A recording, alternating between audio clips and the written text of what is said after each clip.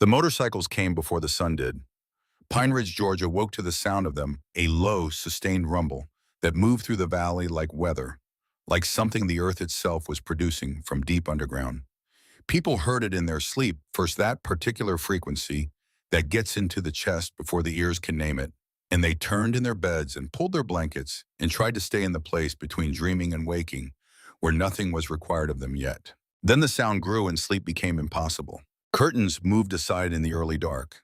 Faces appeared in windows up and down Clement Street and Hargrove Avenue, and the long residential stretch of Old Mill Road, pale shapes behind glass, looking out at the pre-dawn gray, trying to locate the source of a sound that seemed to come from everywhere at once.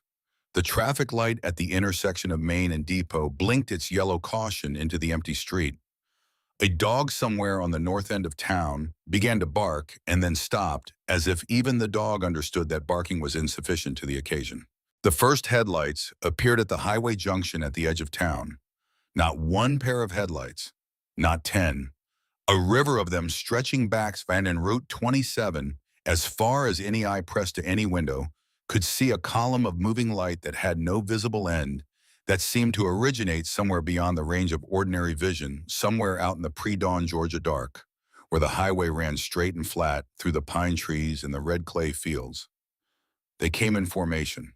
They came at the same speed, holding their intervals with a discipline that had nothing accidental in it, the engines tuned to the same note, the headlights spaced with the regularity of something organized and intentional and very large. The sound of them filled the valley. It filled the parking lot of the First Grace Baptist Church and the gravel lot of the Pine Ridge Feed and Supply and the cracked asphalt of the high school athletic complex, where the basketball goals stood in the gray morning light without anyone under them. Windows stayed closed, doors stayed locked. The town of Pine Ridge, Georgia, population 4,211, watched from behind its glass and tried to decide what it was looking at. Whether the thing rolling down its main street in the breaking dawn was a threat, or a miracle, or something for which it had not yet developed the appropriate category. 5 days earlier, 3 boys had stopped to help a stranger on a dark road.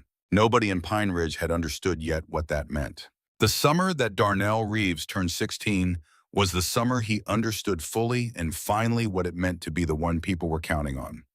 He had understood it in pieces before, in the way his mother looked at him across the dinner table, on the night she was home from her nursing shift, a look that contained both love and an enormous weight, the weight of everything she needed him to be, in a world that had not made being it easy.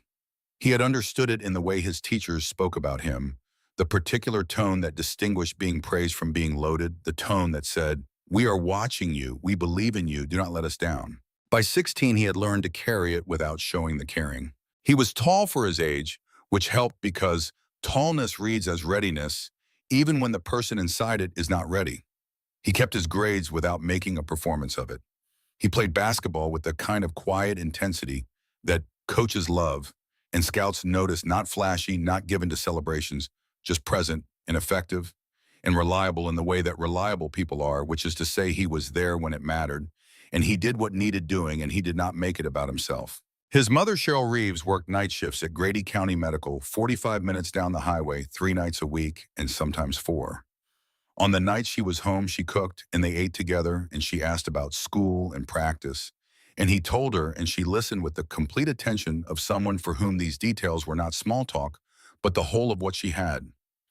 They did not discuss his father, who had been gone since Darnell was 9, not because it was forbidden, but because there was nothing left to say about it that would change anything. She had given him 2 things that she named explicitly and that he carried without always knowing he was carrying them. The first was the knowledge that showing up was the fundamental act of human decency, that most of what was wrong in the world came down to people not showing up for each other when showing up was hard. The second was the knowledge that fear was not a reason, not a good one, not by itself. You could be afraid and still do the thing. You could be afraid and still show up. The fear did not excuse you from the obligation. It just made the showing up more expensive. And if you were a person of character, you paid the price.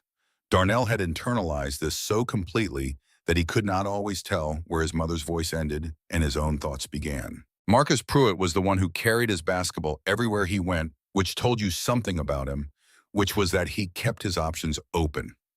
If there was a hoop in some time, he was going to find a way to use both, and in the absence of a hoop, he was still going to have the ball, because having the ball meant having something to do with his hands and his attention when the world got complicated, which it did with some regularity for Marcus Pruitt. He was 16 years old and built lean and fast, the kind of fast that coaches describe as deceptive, because it does not look like speed until it is already past you. He talked more than Darnell, which was not difficult, and he thought faster than he talked, which sometimes caused problems when the thinking outpaced his ability to present it in a form that other people found acceptable. His father, Gerald Pruitt, worked at the Calder Poultry Processing Facility on Route 9 first shift, and sometimes second, and was home by 7, on the nights he worked first, and home by 11 on the nights he worked second. And on neither set of nights did he have much left after the work, which was the kind of work that takes from you comprehensively and does not give much back. He was not a bad man, and he was not absent in the way that absence is usually meant. He was simply used up night after night in a way that left his presence in the house as a fact rather than a force. Marcus had learned early to read rooms and read people and read situations with the speed of someone who has had to develop that skill for practical reasons. He knew walking into any new space within 30 seconds how the people in it were going to see him and what that meant for how he needed to move. This was not paranoia. This was information gathering. This was the particular competence that gets developed when the cost of misreading a situation is borne entirely by you. On the night of the road, Marcus was the one who most understood the danger of stopping. He understood it specifically and practically, not in the abstract. He knew what it looked like: 3 black boys standing next to a white man in a leather vest on a dark Georgia highway at night, and he knew that the story that got told about that image would not necessarily be the true story, and he knew who would bear the cost if the wrong story got told. He wanted to keep walking. He said so. He stopped anyway. Because Darnell stopped, and Marcus Pruitt was the kind of person who, once you had earned his loyalty, owned it completely and without reservation. And Darnell had earned it over 3 years of shared lunches and pickup games and the small sustained acts of treating Marcus exactly as he was without requiring him to be something easier. Theo Moss was the youngest of the 3 by 11 months and the quietest by a margin that made quiet seem like an insufficient word.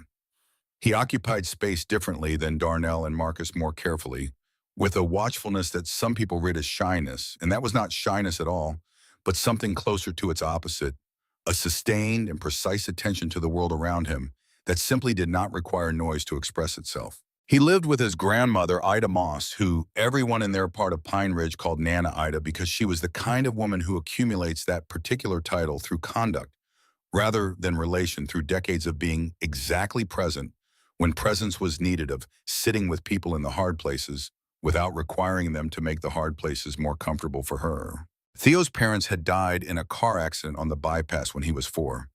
He did not have clear memories of them, only impressions, the way certain smells carry information that your brain processes as feeling rather than thought. He had photographs.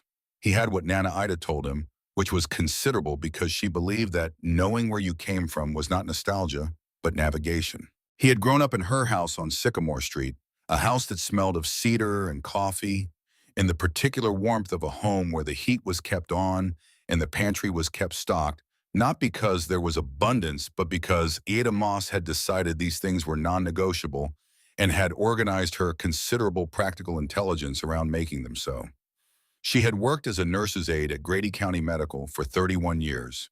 She had retired at 67 and had spent the 5 years since in the organized activity of a woman who has never learned to be idle and does not intend to start. She was 72, and she knew things that Theo was still in the process of understanding. What Theo had that Darnell and Marcus did not have, or had differently, was a particular quality of seeing.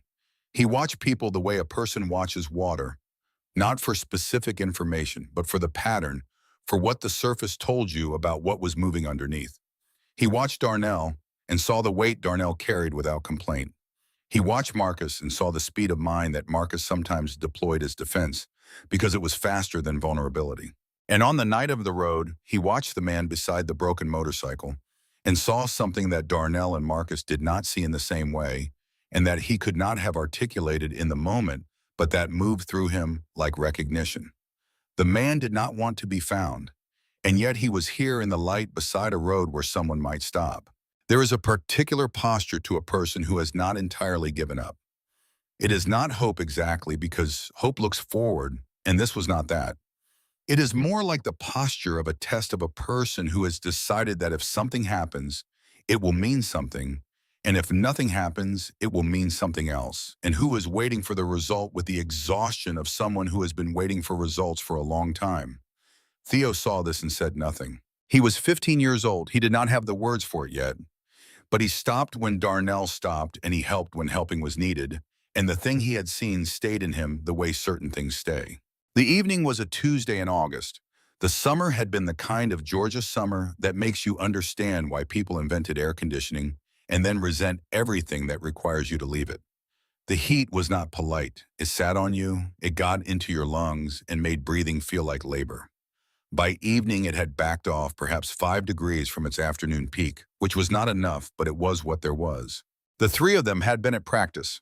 Coach Warfield ran a demanding summer program that the school funded minimally, and that the coaches supplemented with the kind of ingenuity born of necessity, which meant that half the equipment was older than the players, and all of it was used harder than it was designed to be used. The pump for the practice balls had broken in June and not been replaced, which was why Marcus carried his own ball with its own pump, a small electric one that ran on 4 AA batteries, and that he kept in a mesh bag that hung from the outside of his backpack. They left the gym at 8:15. The walk home took them up Madison Avenue to the highway junction and then left onto Route 27, a stretch of road that had less traffic in the evenings than it did during the day, and that was poorly lit through the 2-mile section between the junction and the neighborhood streets that led to their houses. It was not a road that felt dangerous exactly, but it was a road that felt indifferent, the way rural Georgia roads tend to feel, as if the road itself has no opinion about what happens on it. They were walking in the way that boys walk after a hard practice, not quite at full speed, not quite talking, each occupied with some private processing of what the body had just been put through. Marcus was dribbling his ball against the asphalt with the idling rhythm of someone doing something without thinking about it. Darnell had his earbuds in one ear. Theo was looking at the tree line against the darkening sky. They heard the motorcycle before they saw it. Not the sound of an engine in motion, which they would have identified immediately, but a different sound, the irregular revving of an engine being started and failing, tried again, and failing again, the specific frustration of machinery that is not cooperating. They heard it, and their walking slowed without any of them deciding to slow it. They looked toward the sound. The bike was pulled to the shoulder about 40 yards ahead. It was a Harley Davidson old enough to have earned its scars, the chrome on its exhaust pipes going golden in the last of the evening light. The rear tire was flat in the way that means flat, and has been for a while. The rubber settled into the gravel of the shoulder with a completeness that suggested this was not going to resolve itself. The man beside it was large. He was large in the specific way of men who have spent their lives doing physical things, not the architecture of a gym, but the architecture of use of decades of work that has remodeled the body around its demands. He was wearing a leather vest over a dark shirt, and his arms were heavily tattooed, and his beard was full and gray, and his face was the kind of face that carries its history visibly line by line, weather by weather, year by year. On the back of the vest, in letters that were faded but legible, were 2 words that Darnell and Marcus and Theo all read at the same moment and registered with the same jolt of information. Hell's Angels. Marcus stopped walking, not slowed, stopped. He stood in the middle of the road shoulder with his basketball tucked under his arm and looked at the man and then looked at Darnell. And the look he gave Darnell was not complicated. It said everything he was thinking in the plain language of a look shared between 2 people who know each other well enough to skip the words. Darnell looked at the man. The man was trying to start the bike again. His hands were not steady. That was the first thing Darnell noticed. Not the vest, not the tattoos, not the size of him, but the unsteadiness of his hands, the way a person's hands shake when the thing they are trying to do has become about more than the task itself. The man's hands told a story that his face was trying not to. Darnell said in a voice low enough that only Marcus and Theo could hear it, "We should see if he needs help." Marcus said he did not think that was a good idea. Theo said nothing. He was watching the man's hands. Darnell understood what Marcus meant. He understood it completely, which is to say he understood not just the words but the entire architecture of concern behind them, the calculation that Marcus had already run before either of them had spoken, the specific vulnerability of their position. Three boys who could not afford to be caught in the wrong story with the wrong person on the wrong road. He understood, and he did not dismiss it, and he made his decision anyway. He said, I know. We should still help. Marcus looked at him for another moment. Then he exhaled and shifted his ball to his other arm and said, fine, but you are doing the talking. The gravel of the shoulder shifted under their feet as they approached. The man heard them and looked up, and the expression that crossed his face in the first fraction of a second was not hostility and was not relief. It was surprise, the genuine, unperformed surprise of someone who did not expect a specific thing to happen and had it happen anyway. It lasted only a moment, and then his face arranged itself into something more guarded, the expression of a man who has learned to present himself as not needing anything. He said his road name was Gravel. Darnell introduced himself and introduced Marcus and gestured toward Theo, who had stopped a few feet back and was standing very still in the way Theo stood when he was paying close attention. Gravel looked at the three of them. He looked at Marcus's ball and the mesh bag hanging from the backpack. He looked at Darnell with the assessing quality of a man who has learned to read people quickly, because the ability to read people quickly has mattered in his life. He said he had a flat tire. Marcus crouched down beside the wheel without being asked. The tire had not just gone flat, it was flat in the full and complete sense, depressurized down to the rim, and from the angle Marcus examined it, he could see something that made him look up at Darnell with an expression that was hard to parse in the failing light. He pulled Darnell a few feet away and said quietly that tire didn't just lose air. He did not finish the sentence. Darnell looked back at Gravel, who was standing beside his motorcycle with his hands at his sides, looking out at the tree line, not at the boys. There is a kind of stillness that belongs specifically to people who have made a decision. It is different from the stillness of waiting or the stillness of rest. It is the stillness of completion, of something having been settled and the body allowed to be quiet around that settlement. Darnell had seen it once before in a different context, in a person he had known, and the recognition of it here in this man's posture, beside this road at this hour, moved through him like cold water. He said, Marcus, do we have enough air in that pump to get the tire rideable? Marcus took the pump out of the bag and looked at the battery indicator. He said it was not ideal. Darnell said, that is not what I asked. Marcus thought about it. He said, maybe, if we had something to help seal it first. Theo had been watching all of this. He unzipped a side pocket of his backpack and came up with a small roll of duct tape that he carried for reasons that had accreted over years of being a practical person in a world that regularly required practical responses. He held it out. Then from his pants pocket, he produced 2 pieces of gum in their wrappers, the foil-wrapped kind that stayed soft. Marcus looked at the tape and the gum and looked at Darnell and said, this is not how they teach it in automotive class. Darnell said, does automotive class know of another option? What followed was 25 minutes of improvisation on a gravel shoulder in the August heat of a Georgia evening, 3 boys in a broken-down motorcycle, and the specific ingenuity of people who do not have the right tools and have decided that this does not exempt them from the task. Marcus worked the pump while Darnell and Theo used the tape and the softened gum to create a temporary seal around the area of maximum loss. It was not elegant, it would not have been certified by any professional. But it held, and the tire came up slowly in increments that felt more like negotiation than inflation, until it reached a pressure that Marcus declared insufficient but usable. Gravel watched them work. He did not help, not because he was unwilling, but because they had not asked him to, and he seemed to understand that asking them to move so he could take over was not what this moment called for.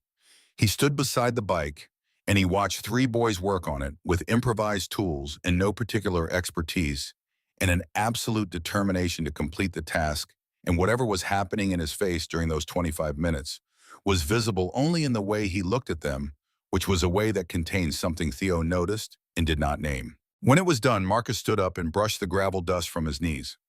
Darnell checked the tire one more time by pressing his thumb against it. Theo rewound the remaining tape and put it back in his pocket. Gravel mounted the bike. He sat on it for a moment without starting it. He put his hands on the handlebars, and he looked at the road ahead, And then he looked at the three boys standing on the shoulder of Route 27 in the last of the Georgia summer evening. And whatever he had decided when he slashed that tire and rode out here was meeting something else now, was meeting three boys with a basketball pump and a roll of duct tape, and the specific stubbornness of young people who had been taught that showing up was not optional. His voice when he spoke was not the voice of a large man who rides with the Hells Angels. It was the voice of a person speaking from someplace much quieter than that. He said, "Nobody has ever stopped for me before." That was all he said. He said it the way a person states something that has just become true, that has been untrue for so long, that its becoming true has a weight to it, a quality of being unexpected, even now that it is happening. The words came out level and plain and with a crack in them that was not quite controlled, and that was somehow the most precise thing he had said. Then he kicked the bike into gear and pulled back onto Route 27 and rode north into the dark, the taillight diminishing until it was just a red point and then nothing, and the sound of the engine fading until it was just the sound of the Georgia evening, the crickets and the tree frogs and the distant bark of a dog and the highway itself in its constant low register. Marcus was the first to speak. He said we should probably head home. Darnell nodded. Theo said nothing. He was looking at the place on the road where the taillight had been. They walked home through the August night, and they talked about other things, about practice in the upcoming school year, and whether the Braves had any realistic playoff prospects, and none of them mentioned what they had seen in Gravel's hands or what they had heard in his voice, because they were 16 and 15 years old, and some things require more age than that to name with any confidence. And because some things are better processed quietly in the private space that each person carries before they are given to anyone else. What Theo processed walking home through the streets of Pine Ridge was the thing he had seen in the man's stillness before they approached. The stillness of completion. The stillness of a decision made. He thought about it as he walked. He thought about it as he ate the dinner Nana Ida had kept warm for him, sitting across from her at the kitchen table while she worked on a crossword puzzle, and asked him about practice in her unhurried way. He ate and answered and ate and thought. After dinner, he told her about the man on the road. He told it the way he told things to Nana Ida without performance, just the sequence of what happened and what he had noticed. He told her the man's road name.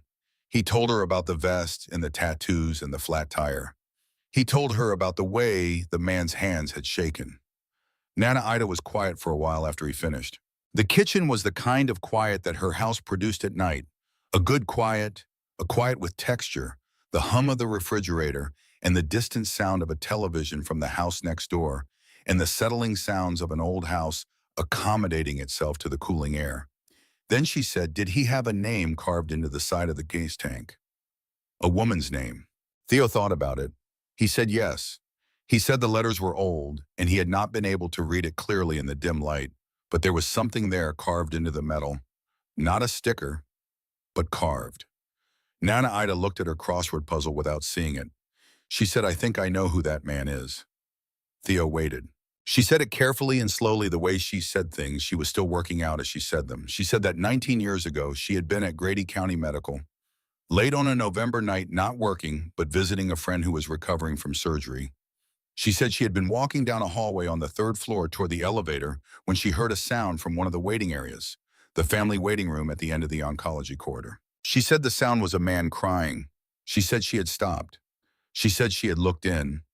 She said there was a very large man in a leather vest sitting in a plastic chair with his forearms on his knees and his face in his hands, and he was alone. And the way he was sitting and the sounds he was making told her everything she needed to know about what had just happened to someone he loved. She said she had considered continuing to the elevator. She said she had not been able to do it. She had gone in and sat down in the plastic chair beside him. Not beside him exactly, leaving one chair between them, because she did not know him, and she understood that proximity requires permission. She had not said anything. He had not said anything. She had simply been there, in the chair, in the room, while he found the edge of it and pulled himself back from wherever he had been. They had sat there for an hour, maybe longer. At some point, he had stopped crying and just sat, and she had sat too. At some point, a nurse had come in and spoken to him quietly and gone out again. At some point, another family had come in and taken up the chairs on the other side of the room, and the atmosphere had shifted, and the man had stood up and looked at her, and the look contained something that was not thanks exactly, but was the thing that comes before thanks can be organized. He had not told her his name. She had not told him hers. She had seen him walk out of the hospital into a November night in Georgia, and that was the last she had seen of him. But before he left, he had turned back just once, and in the light of the hospital entrance, she had seen clearly what she had noticed when she first came in, which was the name on the side of the motorcycle helmet he carried under his arm, a name etched into the chrome of the helmet clip in the kind of careful inscription that a man does once and keeps, a woman's name. She told Theo the name. Theo looked at her. She said, "I have thought about that man maybe 100 times over the years. Wondered if he was all right. Wondered if he got through it." She picked up her crossword puzzle and put it back down. She said, "I think perhaps tonight we have an answer to part of that question." Theo sat with this for a while. He thought about Gravel's hands on the handlebars. He thought about the words that had come out of the man like something released.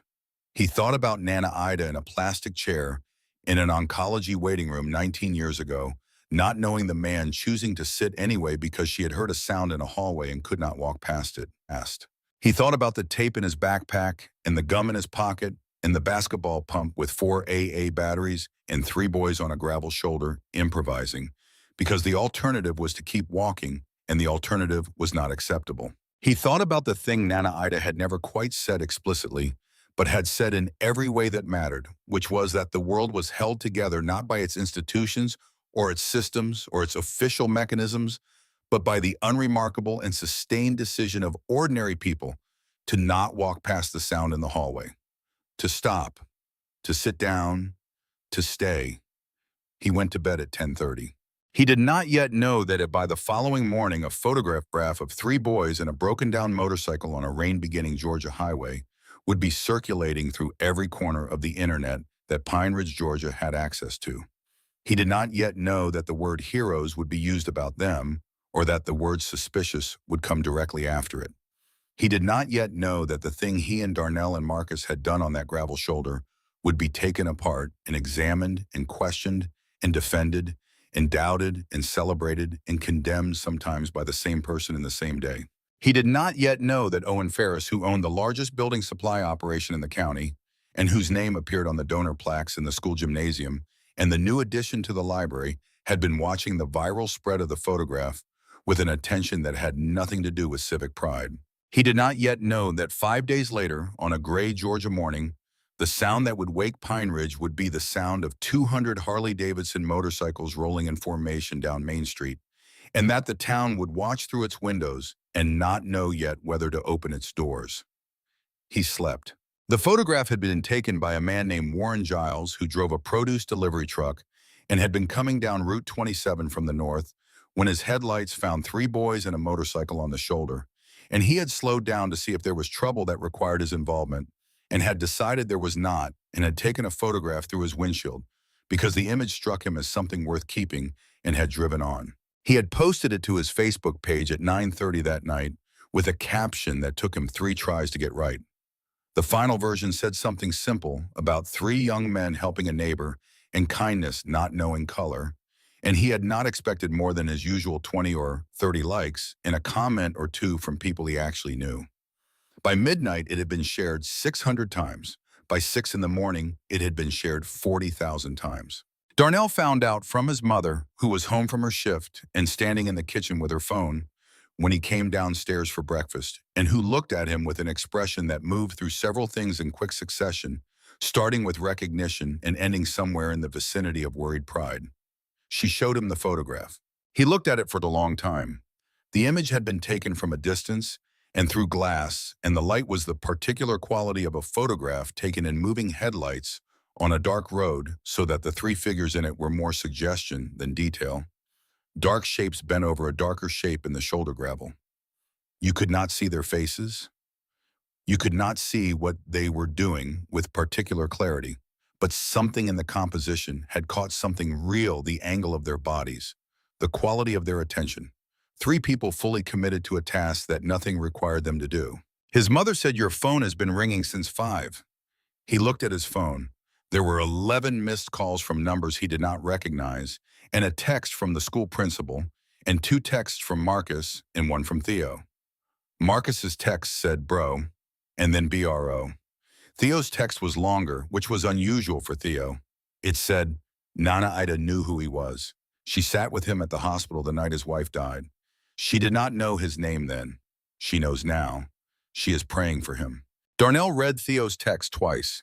Then he put his phone face down on the table and ate his breakfast and thought about the look on his mother's face and the weight it contained and tried to determine whether the weight was heavier on the side of the worried or the side of the proud.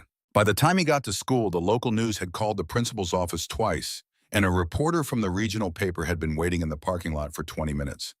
The principal, a woman named Dr. Angela Marsh, who had navigated 16 years of Pine Ridge's varying crises with a competence born of long experience, brought all 3 of them into her office and sat them down and told them in the deliberate way of someone choosing each word carefully that their names would be public by the end of the day and that she wanted them to hear that from her first. She said she was proud of them. She said it the way the adults in their lives had learned to say things that were true and complicated simultaneously. The day moved fast in the way that days move when attention is on you each hour, carrying more weight than the previous one, the school buzzing with a quality of electricity that Darnell recognized from the moments before important games, the heightened aliveness of people in the proximity of something that might matter. Teachers who had never spoken to him in the hallways stopped him to say well done. Students he barely knew wanted to tell him how they felt about what he had done, which was a strange experience being the object of people's feelings about your own actions. Marcus handled it with the speed and lightness that he brought to most things, deflecting and joking, and keeping it moving, though Darnell could see beneath the lightness the particular watchfulness that Marcus never fully put away. Theo said very little and observed everything. Pastor Caleb Odom gave a special sermon at Wednesday night service that week about the Good Samaritan and about the specific courage required to stop when stopping is uncomfortable. And the Reeds and the Pruitts and Nana Ida and Theo were all there in the second row, and the pastor's eyes found them regularly without making a performance of finding them, and the sermon was good. The kind of sermon that understands it is not necessary to name the thing directly if the thing is present in the room. For approximately 24 hours, Pine Ridge was proud. Then the comments started. Not all at once. The first ones were specific enough to give Darnell pause when Marcus texted him a screenshot just after dinner on Thursday because the specificity required knowledge.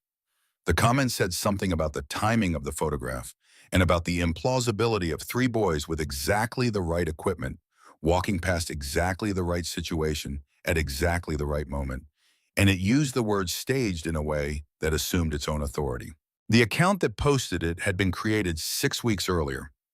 It had 13 followers and no profile photograph.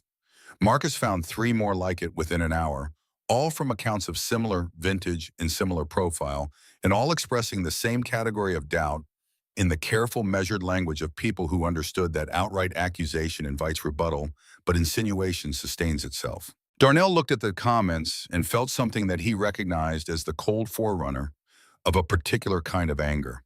The anger that comes not from being attacked, but from being accurate about who is attacking you and why, and knowing that accuracy will not help you. He did not know yet who Owen Ferris was in this story. He did not know about the land on Sycamore Street that Ferris had been trying to acquire for 2 years, or about the development plans that required the neighborhood to be persuaded rather than compelled to sell, or about Ferris's understanding, refined over decades of business, that communities under pressure make different decisions than communities at rest. He did not know any of that. He only knew that the comments were specific in ways that random strangers on the internet were not usually specific, and that specificity implied proximity, and that whoever had decided to spend their Thursday evening undermining 3 boys who had stopped to help a stranger on a dark road had done so with a purposefulness that felt practiced. He put his phone down. He thought about what his mother had said about fear not being a reason. He thought about Gravel's hands on the handlebars. He thought about Theo's text about Nana Ida sitting in a plastic chair in an oncology hallway 19 years ago because she had heard a sound and could not walk past it. He had stopped on that road because stopping was what you did, because the alternative was not acceptable, because his mother had given him that and he had taken it and made it his own. The comments were not going to change what had happened on Route 27. But he was 16 years old and the comments were there and the day was ending and the feeling they produced in him was real regardless of what he did with it, and he sat with it in the way that people sit with things they cannot immediately resolve, which is to say not comfortably, but completely. Outside his window, Pine Ridge was settling into its Thursday night, the traffic lights going through their cycles for the cars that were not there, the summer air cooling in its slow, incremental way, the stars over Georgia doing the thing they do, which is to be completely indifferent to what happens under them, and to be beautiful anyway.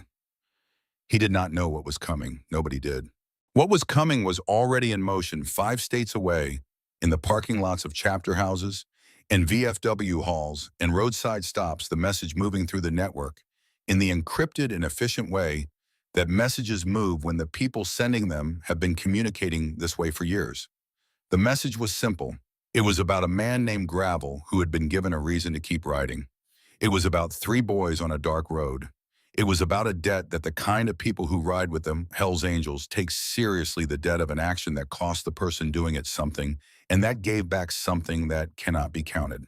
The message went out, and 200 men in 5 different states looked at their bikes and checked their routes and thought about what it meant to show up when showing up was what the moment required. They would arrive at dawn, 5 days from now, in Pine Ridge, Georgia, which had spent 24 hours being proud and was now beginning the longer and more complicated work of being afraid, did not know any of this yet. It only knew what it had always known, which was that the highway runs through the middle of it and the world comes in from both directions, and you cannot always tell when the headlights appear on the horizon what they are bringing with them.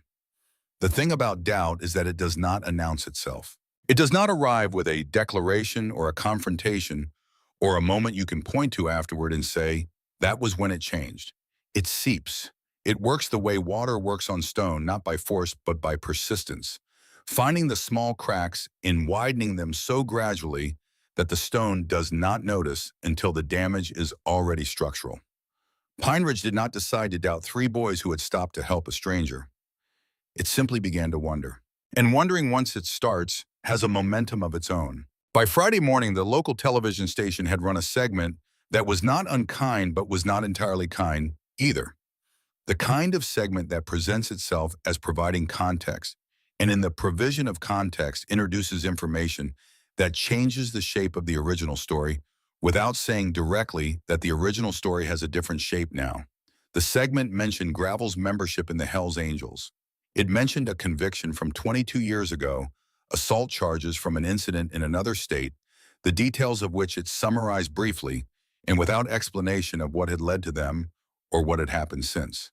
It showed the viral photograph and then showed a photograph of a different Hells Angels incident from a different state, from a different decade, the 2 images adjacent in a way that implied a relationship between them that the narrator did not explicitly state. The segment ended with the anchor saying that the boys had not been accused of any wrongdoing and that the story continued to develop. This was true. It was also the kind of truth that functions as a container for doubt. Darnell watched it on his phone in the school bathroom before first period because he did not want to watch it in a room with other people. He watched it twice. He put his phone in his pocket and stood at the sink and looked at himself in the mirror for a moment, not in the way that people look at themselves when they are checking something specific, but in the way that people look at themselves when they are trying to locate something that feels less certain than it did before. He went to class. The hallways were different on Friday than they had been on Thursday. Not dramatically different. The change was in the register of things, in the small social signals that constitute the atmosphere of a school, the way certain people who had spoken to him warmly the day before now made eye contact briefly and moved on the way. A conversation stopped when he walked into a classroom, not in the hostile way of people discussing him, but in the uncertain way of people who have not yet decided what to say. He had learned over 16 years to read these signals with precision because they had always mattered for him in a practical sense, because misreading them had costs that were borne entirely by him. He read them clearly. The school was not against him. It had simply become uncertain, and uncertainty produces distance, and distance feels like a verdict even when it is not one. Marcus felt it differently. For Marcus, what was happening now was not new in its texture, only in its specific occasion. He had lived most of his life in the space between other people's assumptions and his actual self, And he had developed a particular competence in that space, the competence of someone who has learned to move through skepticism without being defined by it. He could do this. What he found harder was watching it happen to Darnell, who had not lived in that space the same way, whose position in Pine Ridge had always carried a certain protective goodwill that was now for the first time contingent. He found Darnell between second and third period and fell into step beside him without preamble. He said, "Do not let them see it get to you." Darnell said, "Does it show?" Marcus said, "Only to me." This was both true and the right thing to say, and Marcus knew it was both, which was the particular intelligence he brought to friendship.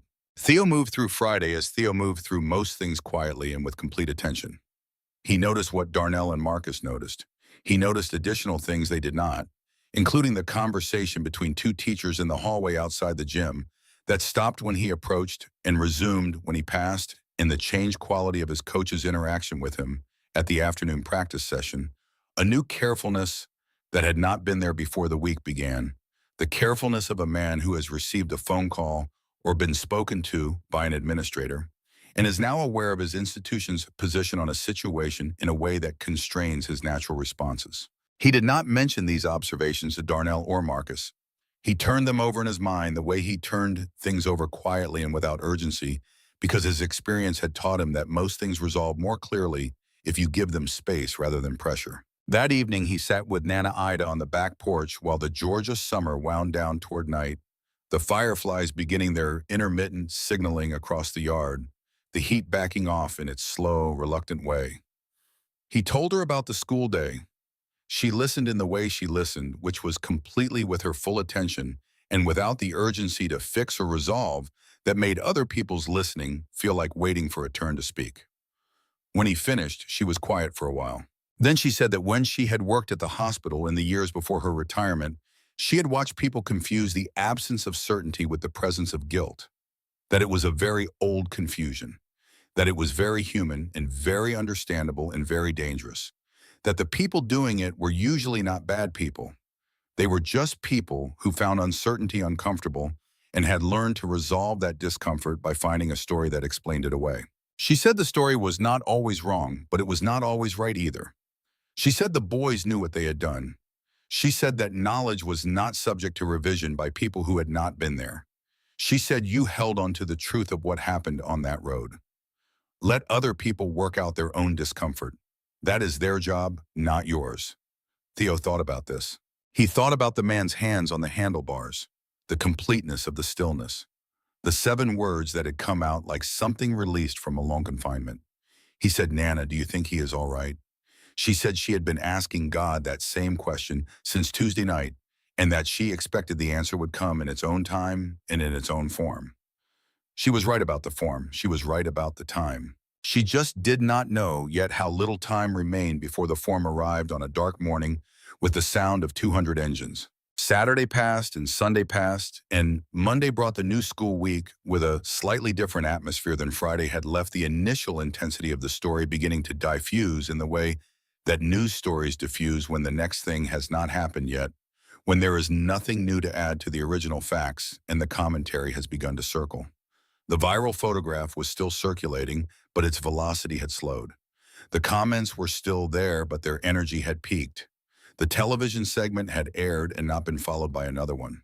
The school settled back toward its ordinary rhythms with the resilience of institutions that have other business to attend to regardless of what is happening in any particular story. But Sheriff Lyle Brennan had not settled. Brennan was 55 years old and had been the chief law enforcement officer of Calder County for 11 years, having won his first election on a platform of practical competence over political theater, which was the platform of a man who understood his electorate and understood himself. He was not a complicated man. He was a thorough one. He believed in following a situation until it was resolved, and he did not consider a situation resolved until he understood it fully, which meant that 3 boys and a Hells Angels member and a viral photograph in a series of specific and well-sourced online comments that his department's informal intelligence had flagged as potentially coordinated, none of this added up to a resolved situation. He called them in separately, not together. He understood that together produced a unified account, and he was not interested in a unified account. He was interested in 3 separate accounts and whether they matched without being rehearsed to match, which was the particular test that truth usually passed and coordination usually failed. He called Darnell in first on Monday afternoon with Dr. Marsh present and with Cheryl Reeves reached by phone before the conversation began. He was not unkind, he was thorough. He asked the same questions in slightly different forms and listened to the answers with the complete attention of someone who has spent decades learning to hear what is said and what is not said simultaneously. He called Marcus in on Tuesday.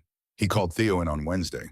On Thursday morning, he sat in his office with 3 separate accounts that were consistent in every detail that mattered and inconsistent in the small, specific ways that honest accounts are inconsistent, the ways that come from 3 different people tending to 3 different things simultaneously and remembering them slightly differently, the kind of inconsistency that is the signature of the real. He had been doing this long enough to know what coordination looked like and what truth looked like. He sat with what he knew for a while. He thought about the online comments and the accounts that had posted them. He thought about the pattern that his department's informal intelligence had described, which was not a pattern you saw from random strangers expressing random opinions. He thought about who in Pine Ridge had the motivation and the digital sophistication to run something like that, and the patience to have built accounts 6 weeks before they needed them. He thought about Owen Ferris. He had known Ferris for 20 years in the way that a county sheriff knows the significant commercial operators in his jurisdiction, which is to say with respect for what the man had built and without any illusions about how he had built it. Ferris was not a criminal. He operated entirely within the law. He was simply a man who understood leverage in all its forms and who applied it with the persistence and the patience of someone for whom the outcome was worth the investment of time. Brennan did not have evidence. What he had was a pattern and a direction. He filed it away in the part of his mind where things go when they are not ready to be used, but are not ready to be discarded either. Then he called Darnell's mother and told her that as far as his office was concerned, the boys had done exactly what they said they had done, and there was nothing further to pursue.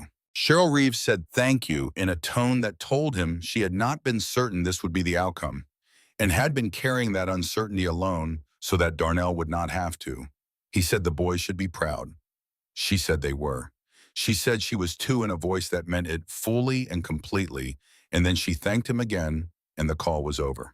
What none of them knew on Thursday was that Gravel had spent the previous 4 days in a motel room in Cordello, 40 miles south of Pine Ridge, doing something that did not have a clean name, but that was closest to the thing that people do when they have been given an unexpected reason to continue and have not yet fully integrated what that means.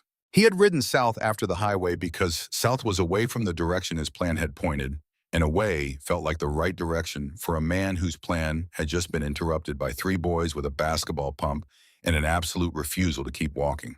He had found the motel the way men find motels on the road by looking for a light. He had paid cash for 2 nights and then paid for 2 more. He had sat on the bed and looked at the wall and thought about Sarah, which was not new. He thought about Sarah every day, had been thinking about Sarah every day for 3 years with the obsessive and circular quality of grief that has not found its footing. Grief that keeps trying to find the exit and keeps arriving back at the beginning. He thought about Tommy, which was worse in a different way, because Tommy's was the grief that had guilt inside it, the particular anguish of a father who watched his son move toward a cliff for years and did not find the intervention that would have mattered. He had ridden out to Route 27 that Tuesday evening with the clarity of a man who has exhausted his arguments with himself and reached a conclusion. He had not been angry. He had not been in despair in the acute way. He had been simply done in the way that a person is done when the accounting has been run too many times and the result is always the same. 3 boys had happened to him on that road, not happened in the passive sense. They had chosen. Each of them had chosen. He had seen it in the moment of hesitation before they approached the visible working of something in the one who was clearly the leader, and then the decision, and then the movement forward. They had chosen to see a person where a threat might more conveniently have been seen, and they had brought what they had, which was not much in material terms, and they had used it completely. Nobody has ever stopped for me before. He had not planned to say that. It had come out of him the way things come out, when they are pressed past the capacity to contain them, when the weight of something unexpectedly relieved produces its own release. He had said it and ridden away and ridden south and sat in the motel room for 4 days, thinking about what it meant that those 7 words were true. He had called his road captain on Wednesday. He had talked for a long time. His road captain had listened and then said very little, except yes, and I understand, and we will be there. Gravel had said it did not need to be a big thing. His road captain had said it already is. The message had gone out Wednesday night. By Thursday morning, the confirmed number was past 150 and climbing. It was Friday when Theo stopped sleeping well.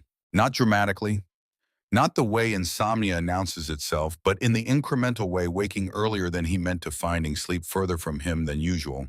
When he reached for it, lying in the dark of his room on Sycamore Street, listening to the house and thinking about Gravel's hands. He had not told Darnell or Marcus the full content of what Nana Ida had said. He had told them that she had recognized who Gravel was. He had not told them about the hospital hallway, the plastic chair, the November night 19 years ago. This was not a decision he had made consciously. It was more that the information felt like something that belonged to Nana Ida and to Gravel and to the specific privacy of a moment between two people who had met in the hardest possible place and had not exchanged names, and he was not sure it was his to give until he understood what to do with it. He sat with Nana Ida on Friday evening and told her that 3 people at school had asked him separately whether they had staged the photograph. She said, "What did you tell them?" He said he had told them what happened. She said, "That is the right answer. It is also the only answer that matters." He said, "Do you think things will go back to normal?" She was quiet for a moment. She said that in her experience, things did not go back to normal. They went forward to a new normal, and that the quality of the new normal depended on what people chose to do with what they had learned. She said the town was in the middle of learning something. It had not finished yet. She said patience was required. She said things are going to move soon. I can feel it. She was right. She usually was. What moved on Saturday morning was the sound. It came from the south, from the direction of the Cordelo Highway before 6 in the morning, while Pine Ridge was still in the low light of pre-dawn, while the dew was still on the grass and the birds had only just begun, and the traffic lights at Main and Depot were still in their overnight yellow blink. Darnell heard it from his bedroom and sat up. Marcus heard it from the kitchen, where he had come down early for water and stood with his glass in his hand and listened. Theo heard it from the back porch, where he had been sitting for an hour in the dark, not sleeping well, watching the fireflies work their intermittent signals across the yard. He heard it and he knew what it was before he saw it. 200 Harley-Davidson motorcycles moving in formation. They came down Main Street in the first gray light of a Georgia August morning, and they were more than the sound they made. They were a presence, a physical fact about the town that the town had not been consulted about and was now required to accommodate. The engines held a common note, disciplined and sustained, not revving, not performing, just present the sustained voice of something that had been set in motion far away and had arrived. People came to their windows.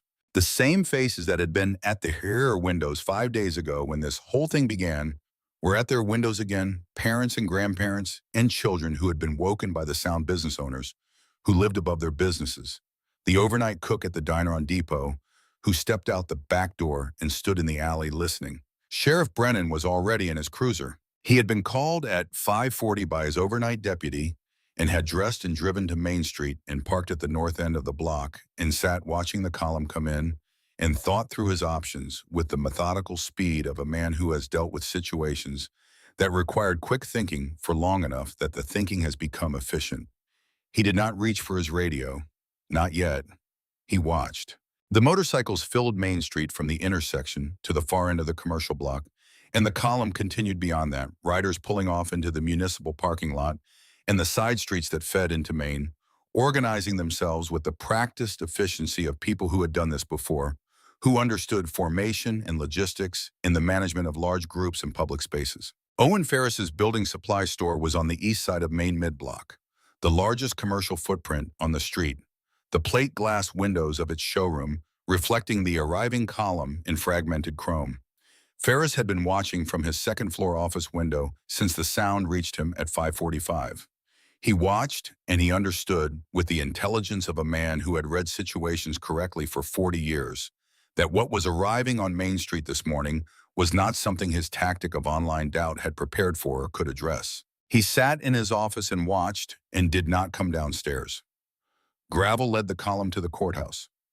He shut his engine off in front of the steps, and the sound died by section from the front of the column backward. A wave of silence that was somehow more imposing than the sound had been the silence that a very large thing makes when it stops. 200 men got off their motorcycles. They did not surge or a crowd. They moved with the same discipline the writing had shown, finding their positions with an ease that spoke of people who understood how to occupy space without threatening it, who knew the difference between presence and aggression and had chosen the former with intention. Sheriff Brennan got out of his cruiser. He walked toward Gravel alone. He stopped at the bottom of the courthouse steps and looked up at the large man in the leather vest who was standing at the top of them with the particular stillness of someone who has arrived at a destination and is now willing to be still. Brennan said, "You want to tell me what brings you to Pine Ridge this morning?" Gravel said he was there to speak to the town about 3 boys who had done something for him that he owed a debt for. Brennan looked at him for a long moment.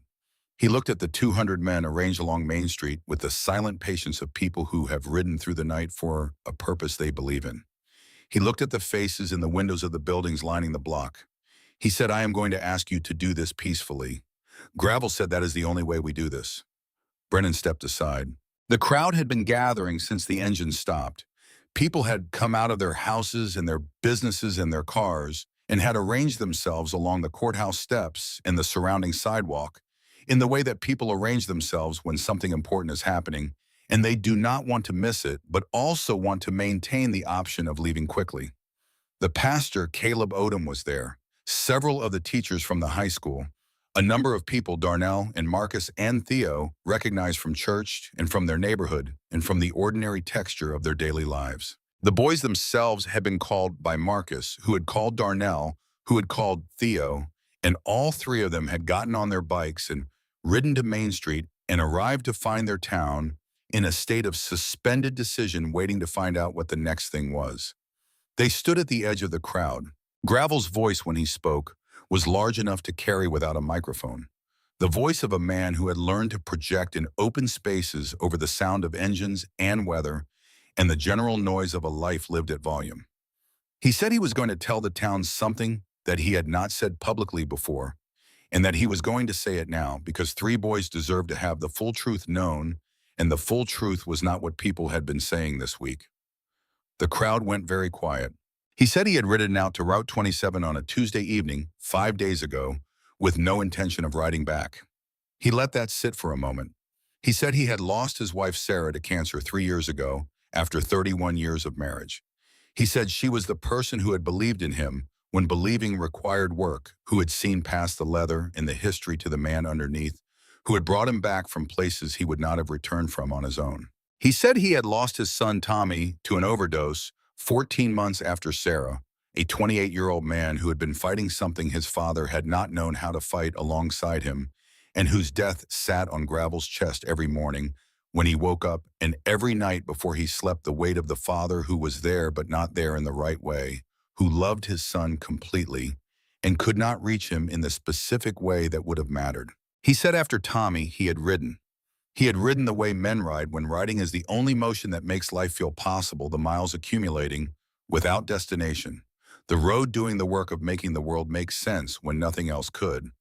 He had ridden for 14 months, and then he had stopped riding because even riding had stopped working, and the quiet it left behind when the engine was off was more than he could hold. He said on the Tuesday evening he had ridden out to Route 27 with a full tank of gas and an intention to use it all and not stop. He said he had gotten out of the truck stop on the south end of town and the rear tire had been fine. He said by the time he reached the stretch of Route 27 between the junction and the neighborhood roads, the tire was not fine, and the reason it was not fine was that he had made it not fine before he left the parking lot because the plan had required that it look like something that happened to him rather than something he chose. He stood at the top of the courthouse steps and said this to his town and to 200 men who had ridden through the night and to 3 boys standing at the edge of the crowd. He said 3 boys stopped. He said they did not have to stop. Everything about the situation told them not to stop. They stopped anyway. He said they fixed my tire with a basketball pump and some tape and chewing gum, and they did it without asking me anything except whether I needed help. He said I rode away from them and I rode north instead of south, and I ended up in a motel in Cordello where I spent 4 days trying to understand what it meant that the accounting I had run 100 times had produced a different result this time. He paused. The courthouse square was absolutely quiet. The Georgia morning was in full light now, the sun up and the heat beginning its daily accumulation, the birds doing their business in the trees along Main Street, the ordinary machinery of an ordinary morning proceeding around an extraordinary moment. He said those three boys did not know what they were stopping. They did not know what was parked on that shoulder. They just saw a person who needed help, and they came forward because coming forward was what they were. He said, I owe them my life. That is not a figure of speech. He said, and I owe this town an explanation of why three boys who did a simple and good thing have spent this week being questioned and doubted and examined, and the explanation is this, that they did a simple and good thing, and simple and good things make people uncomfortable, because simple and good things hold a mirror up to what we do when the situation asks something of us and we choose not to give it. He said this without accusation. He said it the way a man states a thing he has thought about carefully and has decided is true and is willing to say in public, because the saying of it matters even when the saying is hard. The crowd was very still. Then something happened that nobody had planned, and that came from the place that things come from when they are real, which is to say from the crowd itself, from a woman near the front who had lived on Sycamore Street for 40 years and knew Nana Ida the way neighbors know each other after decades, who had been listening with her hands clasped in front of her, and who now said in a voice that was not loud but that carried in the silence, Lord have mercy, and the woman next to her said, Amen. And the thing that had been held in the square released not dramatically, not all at once, but in the way that pressure releases when the vessel finally opens in a gradual and complete exhale. But Gravel was not finished. He said, there is someone here I need to speak to. He looked at the crowd. He said, 19 years ago, I was at Grady County Medical on a November night. My wife had just died. I was sitting in a waiting room at the end of a hallway, and I was not in good shape. A woman came and sat beside me. She did not know me. She did not ask me anything. She just sat. He said, I never knew her name. He said, I have thought about her a great deal over the years. I have thought about what it meant that she sat down. I have never been able to explain to anyone who was not there what that hour in that hallway was, what it held, what her being there gave me. I have tried. The words are not adequate to it. He looked at the crowd. He said, I was told this week that she might be here. Nana Ida was at the back of the crowd, standing beside Theo. She had known from the moment Gravel began speaking where this was going. She had known before she arrived, perhaps in the way that certain people know of things before they happen, the particular knowledge of a woman who has spent 72 years paying attention and has developed a sense for the shape of things before they become visible. She moved through the crowd. The crowd made way for her, not because it knew who she was in this story, but because of the way she moved, which was with the absolute unhurried certainty of someone who is walking towards something that has been waiting for her. She came to the bottom of the courthouse steps, and she looked up at Gravel, and she said his name.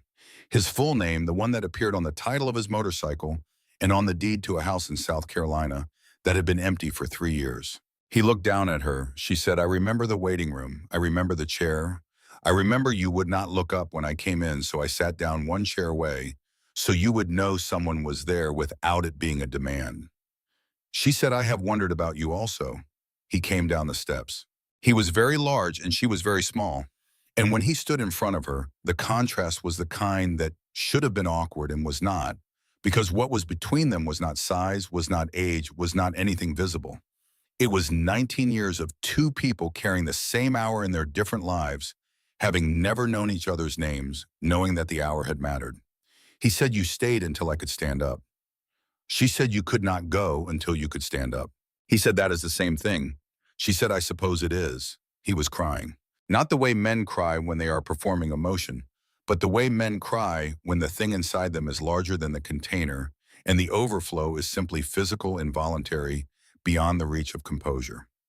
He stood in front of Nana Ida on the courthouse steps of Pine Ridge, Georgia, on a Saturday morning with 200 of his brothers behind him and a town full of people watching, and he cried in the plain, honest way of a man who is feeling something completely. She put her hand on his arm. The courthouse square held its quiet. Theo was watching his grandmother's hand on the arm of the man he had sat beside on a dark road 5 days ago, and he was thinking about the things that connect without being visible. The threads that run between moments and people across years that you cannot see from inside any single moment, but that become visible from a sufficient distance that reveal themselves as pattern only in retrospect. He was thinking about Nana Ida in a hospital hallway 19 years ago, not knowing the man choosing to sit. He was thinking about his mother and father who had driven a road one evening and not returned, and about Nana Ida receiving that news and doing what she did in the face of it, which was staying, which was being there, which was the same thing she had done in the hallway, which was the thing his mother would have done, which was the thing that had been given to him, passed down through presence rather than instruction, the inheritance of a woman who understood that showing up was the fundamental act. He thought about Darnell's mother saying the same thing in different words. He thought about 3 boys on a gravel shoulder with a basketball pump and some tape. He was 15 years old and he was understanding something that does not usually arrive this early, something about continuity, about the way the good that people do does not stop when they stop doing it, about the way it travels forward through the people who witnessed it, through the decisions those people make when their own moment on the dark road arrives. The crowd was beginning to move now, no longer held by the suspended quality of something about to happen. It was moving in the way of people who have witnessed something and are now doing the thing that comes after witnessing, which is processing, which is turning to the person next to you and saying, "Did you see that?" which is feeling the thing you just felt and looking for someone to feel it with. Darnell and Marcus were standing together near the side of the crowd. Marcus said very quietly, so that only Darnell could hear his voice low and without its usual speed, "I am sorry, I wanted to keep walking." Darnell looked at him. Marcus was not looking at him. He was looking at gravel and Nana Ida at the bottom of the courthouse steps, still standing together, the hand still on the arm. Darnell said, "You stopped." Marcus said, "You stopped first." Darnell said, "It does not matter who stopped first. We all stopped." Marcus was quiet for a moment. Then he said, "You sound like your mother." Darnell said, "I know." He said it the way a person says something that is true and that they are grateful for being able to say. The town of Pine Ridge was not finished. There was more to come, more reckoning, more choosing. The doubt that had been seated in comment sections was not erased by a Saturday morning in the courthouse square, because doubt does not erase that, simply because the work of rebuilding trust in a community is always longer and more incremental than the work of eroding it.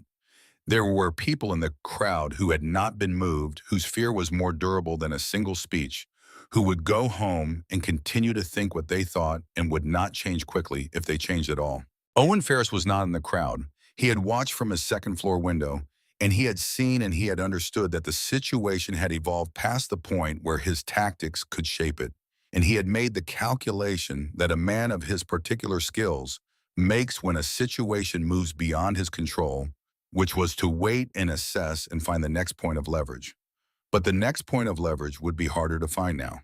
And Sheriff Brennan had filed certain things in certain places in his mind that would not be filed away.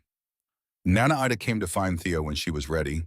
She came through the thinning crowd with the unhurried walk of a woman who has been where she needed to be and is now returning to what comes next. She found him where she usually found him, at a slight remove from the center of things, watching. She did not say much. She held out her hand and he took it, and they stood together for a moment watching the crowd continue its dispersal, watching the riders begin the slow process of remounting and reorganizing, watching Pine Ridge process the morning it had just had. She said, "I think we should go home and have breakfast." He said, "Okay." She said, "Earl is going to come by later. I invited him." Theo looked at her. She said, "His name is Earl. Gravel is what people call him on the road. Earl is what his mother called him. I thought he deserved to be called by his mother's name for a few hours." Theo nodded. She said, "I have something to give him." Theo did not ask what. He would find out when it was time. They walked home through the Pine Ridge morning, the grandmother and the boy, through streets that were already talking about what had just happened, through the ordinary landscape of a town that had been given something it had not asked for and did not fully understand yet, and would spend the next days and weeks and longer learning how to carry. What Theo did not know, walking home with Nana Ida's hand in his, was that she had been at the doctor the week before.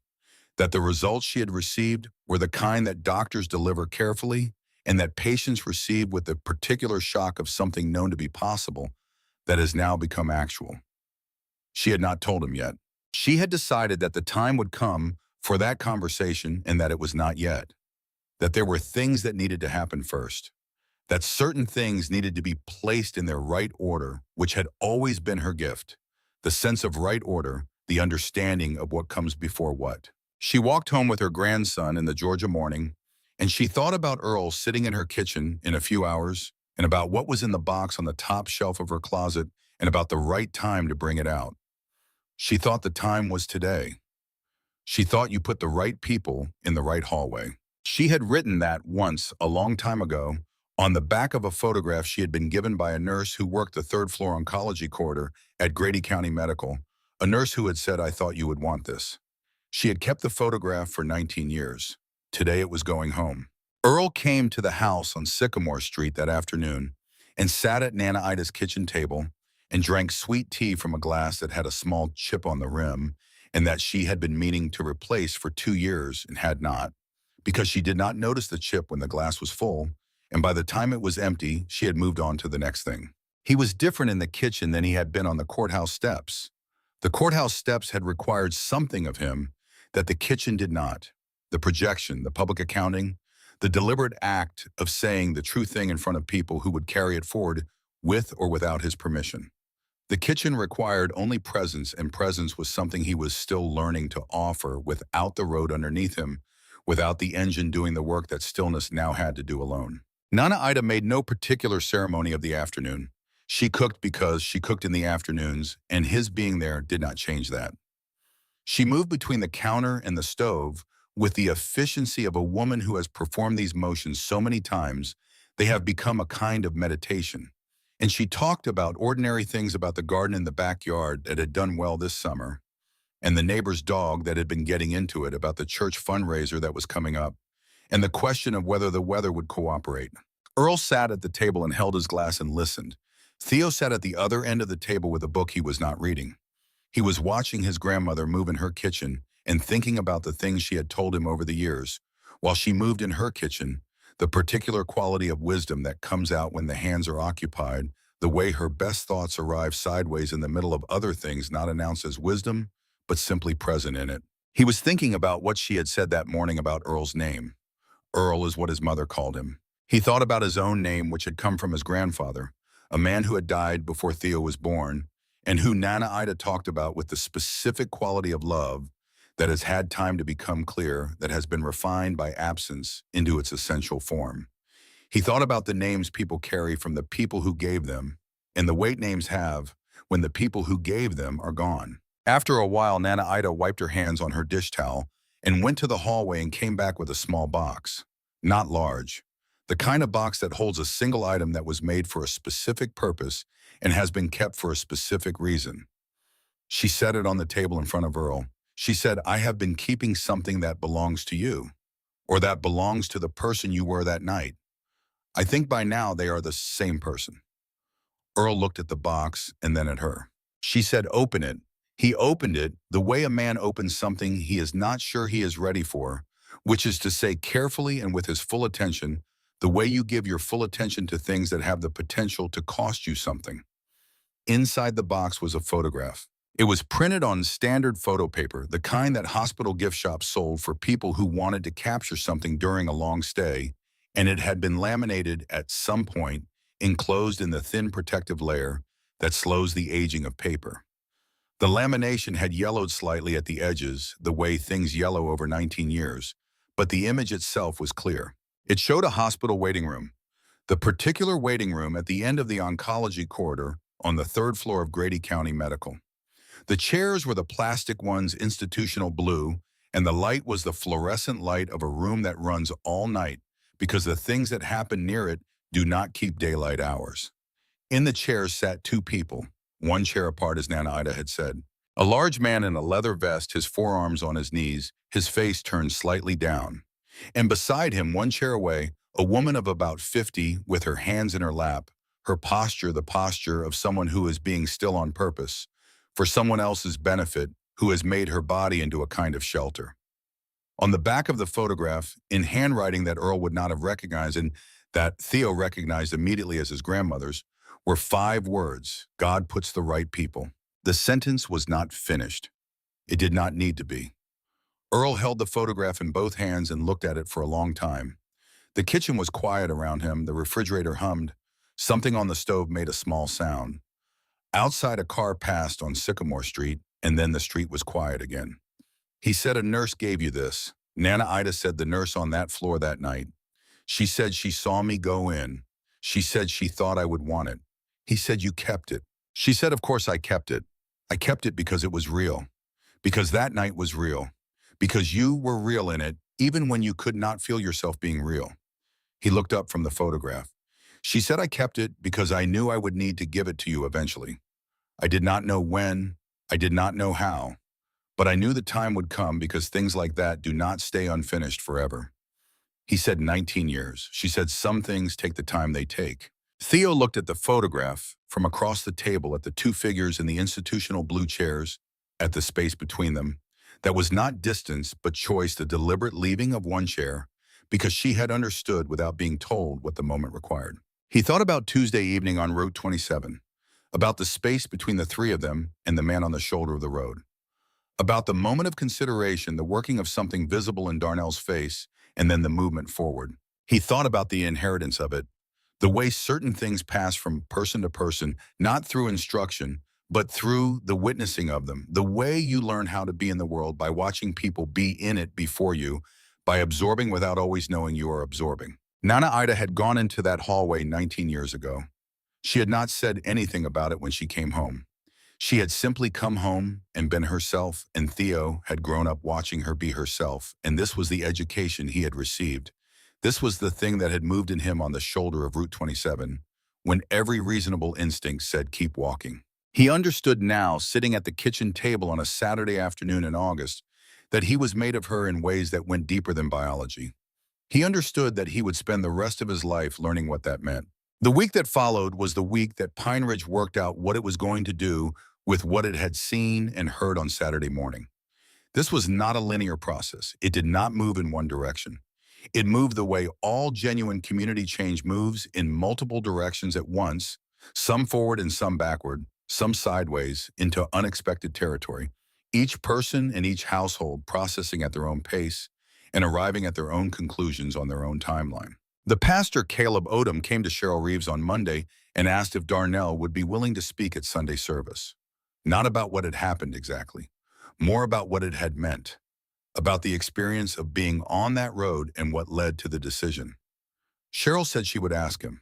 She asked him at dinner on Monday evening, the 2 of them at the small table in their kitchen, with the window that looked out on the neighbor's magnolia, and she asked it carefully without pressure, because she understood that what was being asked of her son was not small. That speaking the truth in a room full of people who have spent the week navigating their own doubt is not a small thing, regardless of the age of the person doing it. Darnell said he would think about it. He thought about it for 3 days. He thought about it during practice, which had resumed in the way that practice resumes the regular rhythms of the court, providing their particular form of clarity. He thought about it during class and during the walk home, and in the late evenings when Pine Ridge was quiet and the only sound was the traffic light on Main and Depot going through its cycles. He thought about what he would say and quickly understood that thinking about what he would say was the wrong approach, that anything he prepared would sound like preparation, would carry the quality of a performance, which was the opposite of what the moment needed. What the moment needed was the same thing Route 27 had needed, just the truth, plainly, without decoration. He told his mother on Thursday evening that he would do it. She looked at him across the dinner table with the look that contained both love and enormous weight and said, "I know." He said, "You already knew I was going to say yes." She said, "I know who you are." He said, "That is not an answer." She said, "It is the only answer there is." Sunday morning arrived with the particular quality of late August in Georgia, the heat already present at 7 in the morning. The sky, the kind of clear blue that looks like it was painted by someone who wanted to make a point about brightness. The birds fully committed to their work in the magnolias, in the water, oaks, and the pecan trees that lined the streets of the residential neighborhoods. The church filled early. First Grace Baptist had a capacity of 340, And by 10 o'clock, when the service normally began, there were people standing at the sides and in the vestibule and the outer lobby, not only regular congregants, but people from other churches and no churches, and from the part of Pine Ridge that did not usually come to First Grace on Sunday mornings, people who had been on Main Street the previous Saturday and had been carrying something since then and had decided that this morning in this place might be where they put it down. Gravel was there in the back row wearing the cleanest clothes Theo had seen him in, a dark shirt without the vest, his beard trimmed. He sat with his hands on his knees and his eyes forward in the particular stillness of someone who is in an unfamiliar space and is receiving it carefully, not defensively, but attentively, the way a person receives something they have not had for a long time and are not sure they still know how to hold. Marcus was in the fourth row with his parents.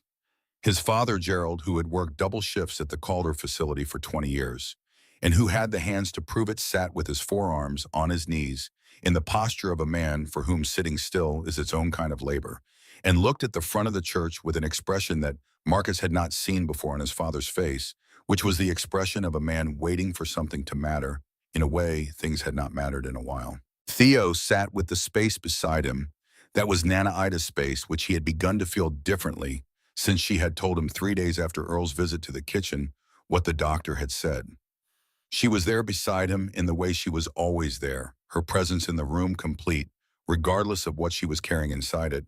Her hymnal open to the right page, her voice when the singing came as full and clear as it had always been. She had told him on Tuesday evening on the back porch in the way she told hard things directly and without softening them past recognition, because she believed that people deserved the truth of their own situation and that wrapping the truth in excessive cushioning was a form of disrespect. She had said the doctors were going to do what doctors could do, and she had said she had faith in what they could do and faith in what came after what they could do, and she had said she was not afraid, which Theo believed because he had never known a Nana Ida to say a thing she did not mean. He had sat on the back porch and watched the fireflies and felt the specific quality of a grief that is not yet fully itself, that is still in the process of becoming, still finding its shape. She had put her hand on his and said, "Baby, I have had a full life. Every good thing I have done is still in the world. That does not end." He had nodded because he could not speak. She had said, "You are the best of it. You know that." He had said, "I know." She had said, "So carry it forward." That is all anyone can ask. Pastor Odom's sermon that morning was about the road to Emmaus, about two travelers who walked with a stranger and did not recognize him until later, until the breaking of the bread, until the moment of the ordinary thing that revealed the extraordinary presence. He spoke about how recognition often comes after the fact, how we understand what we were in the middle of only when we are past it and can see its shape from the outside.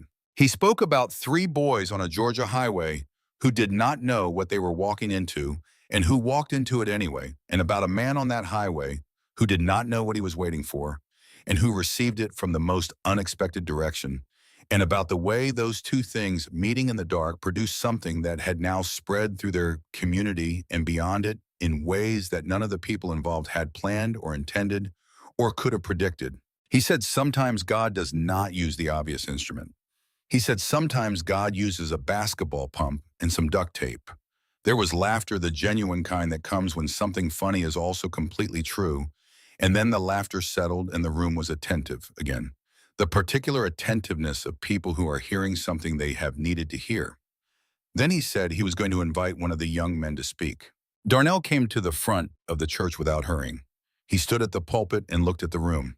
He looked at his mother in the third row, at the expression on her face that he had been looking at all his life, and that he understood now in a way he had not always understood, as the face of a person who has given everything she had to give and is watching it stand up in front of a church and be itself. He looked at Marcus and at Theo and at Gravel in the back row and at the room full of people who had spent the past 10 days being uncertain and afraid and proud and ashamed and human, which was to say fully and messily and sometimes nobly and sometimes not human.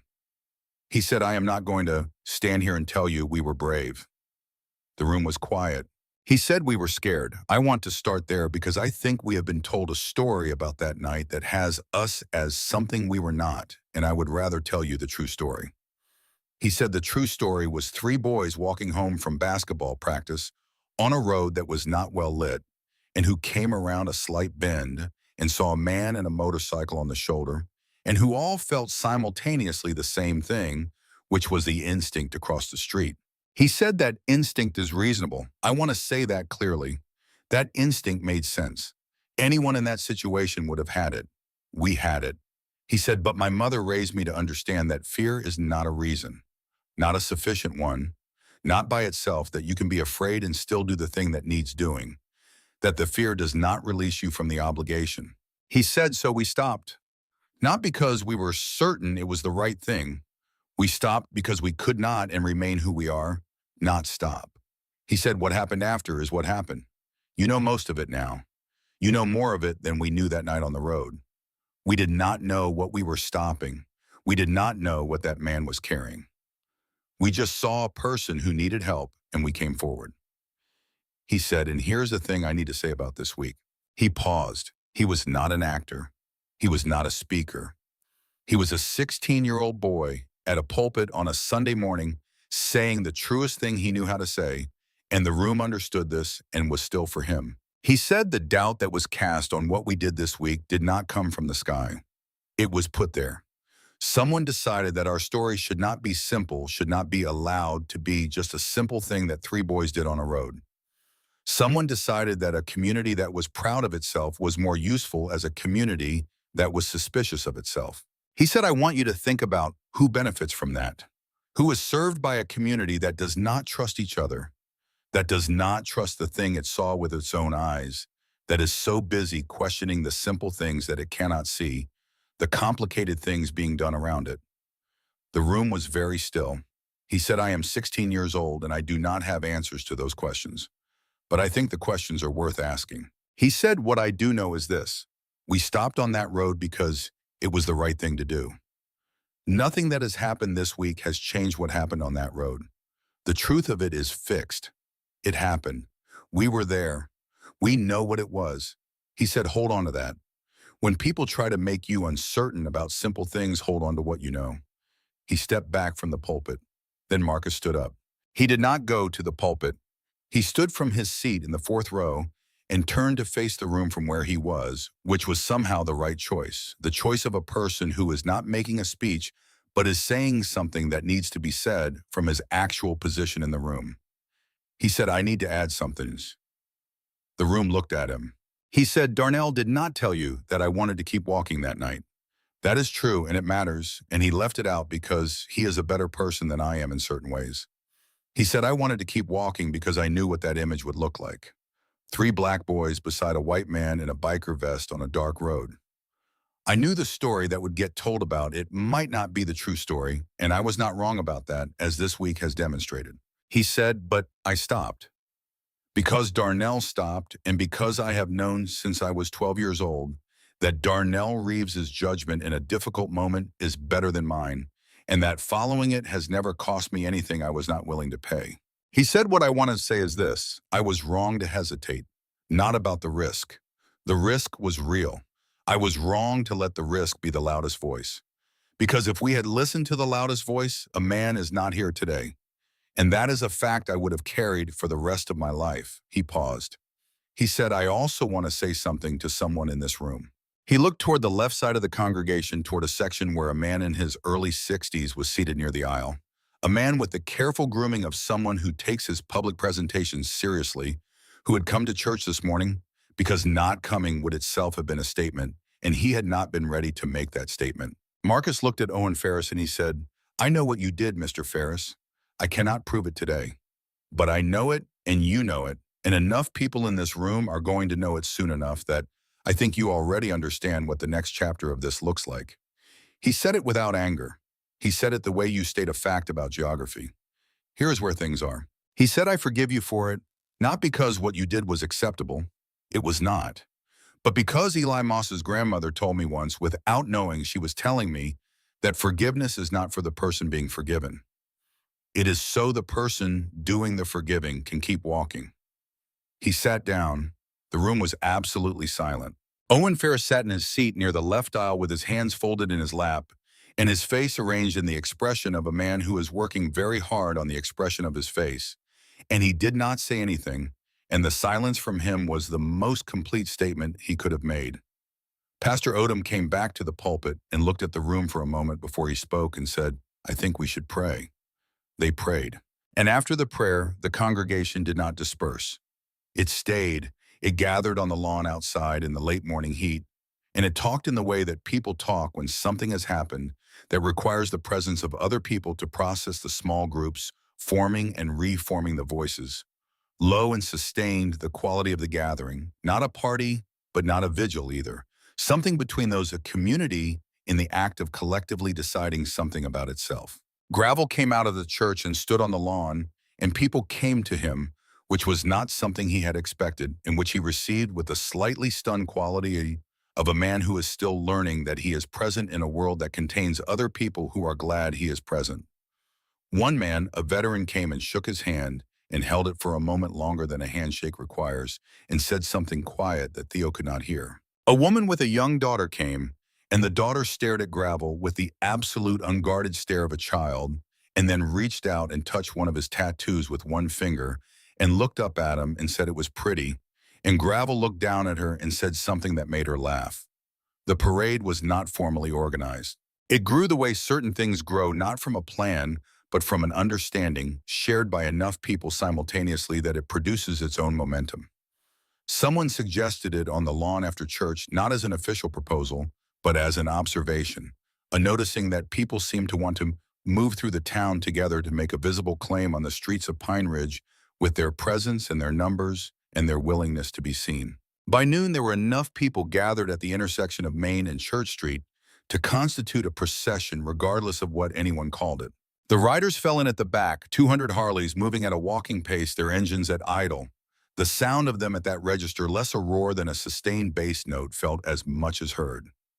In front of them walked the people of Pine Ridge, in the various combinations that the morning had produced, the families from First Grace and the people who did not go to First Grace, the teachers and the retired teachers and the shop owners who had come out of their shops, and the high school students who had driven or biked from their neighborhoods to be part of something they felt but could not have named precisely.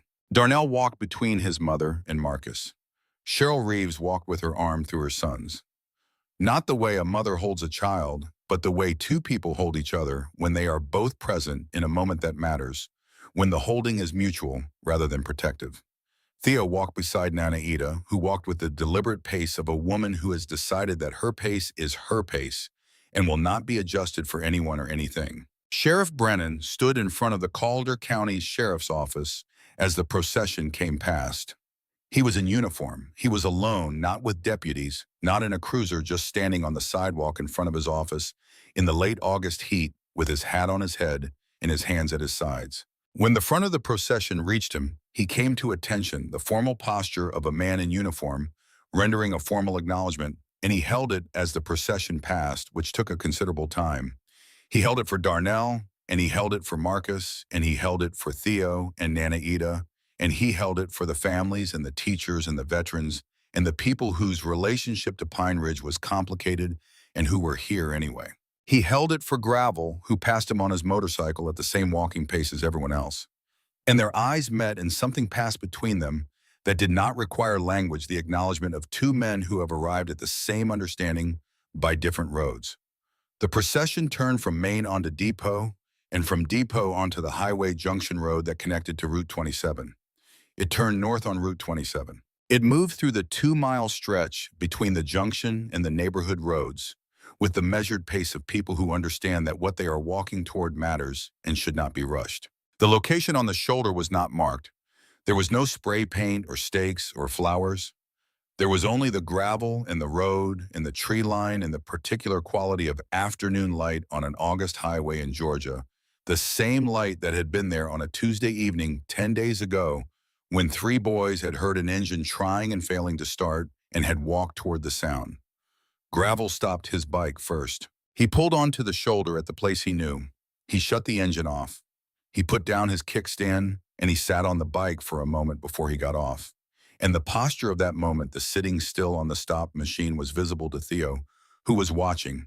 And it was different from the stillness he had seen in this man on this shoulder 10 days ago, different in its quality and its direction. The stillness 10 days ago had been the stillness of completion. The stillness now was something else. It was the stillness of presence, of being fully in a place of being here rather than gone, which is a different kind of completeness entirely. The engines behind him went silent one by one from the front to the back of the column, the wave of silence moving through the procession, the way silence moves when it is chosen, which is with a kind of authority that sound does not have. 200 men got off their bikes and stowed in the road and on the shoulder and in the gravel at the edge of the pine tree line, and the people who had walked from Pine Ridge came to rest around them, and for a moment that had no defined beginning or end, the whole of it was simply present on that stretch of highway in the August afternoon. Gravel reached into the inside pocket of his jacket. He removed two photographs, both laminated, both attached to a small bracket that was designed to clip to a motorcycle mirror. He handled them with the care of someone handling the most valuable things he owns, which they were because they were the most valuable things he owned. He clipped the bracket to the mirror of his Harley. Sarah's photograph faced one direction and Tommy's faced the other, both of them catching the afternoon light, both of them present on the highway, where the man who had loved them had almost stopped being present himself. He put both hands flat on the seat of the motorcycle. He bowed his head. There was no sound on Route 27. The cars that would normally use this stretch had found other routes, word having moved through the town in the way of small towns. And so the highway was empty except for the people standing on it and beside it, and the only sound was the light wind through the pines and the distant drone of a plane somewhere above the cloud layer and the small sounds of 200 people breathing. Theo felt Darnell to his left and Marcus to his right before he saw them move. He felt them the way you feel the movement of people you have been close to for years through some shared frequency that operates below the level of conscious attention. He felt them begin to move, and he moved with them, the three of them walking forward through the people without anyone making way, because people make way naturally for the thing that is supposed to move through.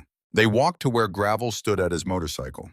They stood beside him, one on each side and one slightly behind, in the configuration of people who are not performing a gesture, but simply occupying the space that is theirs to occupy in a given moment. Gravel did not lift his head immediately. When he did, he looked at the three of them, at Darnell first, and then Marcus, and then Theo.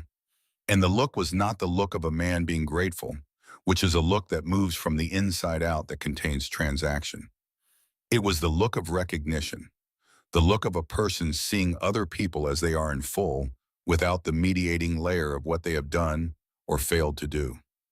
He said nothing, neither did they. They stood on the shoulder of Route 27 in Pine Ridge, Georgia, on a Saturday in August, a man who had come to that road to end his life, and three boys who had stopped, because stopping was what they were. And the photographs of Sarah and Tommy caught the afternoon light, and the wind moved through the pines, and nothing needed to be said, because everything that needed saying had been said already, had been said by the being there, by the standing together on the gravel in the quiet. It was Nana Ida who started the walking again. She had come to stand near the front of the gathered people, near enough that Theo could see her, and when the moment on the shoulder had held, as long as it needed to hold, she began to move, not pushing forward, but simply walking in the direction of home. And the procession felt her movement and began its own return, the 200 bikes and the people of Pine Ridge turning back toward town in the late afternoon heat. Theo stayed a moment longer beside the motorcycle. He looked at the photographs of Sarah and Tommy. He thought about photographs and what they carry about the photograph in the box that had lived on the top shelf of Nana Ida's closet for 19 years. The one that would go to the garage when the garage existed, the one that was going to hang on a wall beside these two photographs of people who had never met, but who were connected by the man who had loved them, and by the woman who had sat with him in a hospital hallway when sitting, was what the moment required. He thought about what Nana Ida had said the week before on the back porch. Every good thing I have done is still in the world. He thought about the truth of that. He thought about the way a single decision, a woman choosing not to walk past a sound in a hallway, had traveled forward through 19 years and had arrived on a highway's shoulder in the form of three boys with a basketball pump, had arrived at a courthouse in the form of a large man speaking the truth in public, had arrived at a church in the form of a 16-year-old saying fear is not a reason. He thought about the garage that Gravel had told him about over sweet tea in the kitchen on Sycamore Street, the plans for the space on Commerce Street that had been empty for 3 years, the idea of a place where the work of maintaining machinery and the work of maintaining a life could happen in the same room where young people who needed someone to believe in them could find that and also learn how to rebuild a carburetor, which was, as Gravel had said, with the first hint of something that was almost humor, not entirely different from the same skill. He thought about the wall in that garage where there would be space for photographs.